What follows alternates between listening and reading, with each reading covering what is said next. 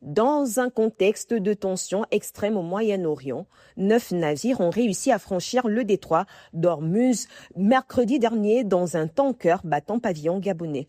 Alors que près de 3000 navires restent immobilisés dans la région et que le monde fait face à un déficit estimé à 11 millions de barils par jour, cet événement met en lumière les enjeux géopolitiques, énergétiques et maritimes majeurs, ainsi que la visibilité accrue du pavillon gabonais. Le détroit d'Ormuz, point stratégique du commerce mondial, est au cœur d'une crise maritime sans précédent. Selon les dernières données, seuls 9 navires ont pu franchir ce passage vital, dont 8 iraniens et un sous-pavillon gabonais dans un contexte de blocage massif du trafic maritime.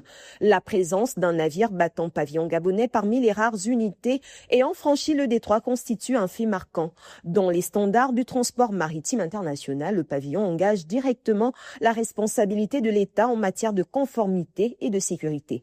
Ce passage intervient alors que près de 800 navires sont toujours bloqués dans le golfe Persique et environ 3000 unités immobilisées en incluant la mer d'Oman et les zones périphériques. Une paralysie logistique qui illustre l'ampleur de la crise en cours. Au-delà du symbole, cet événement met en lumière la place du Gabon dans le système maritime mondial.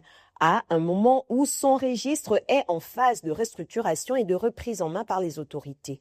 La présence d'un navire sous pavillon gabonais dans une zone aussi sensible renforce les exigences de crédibilité et de contrôle du registre maritime national.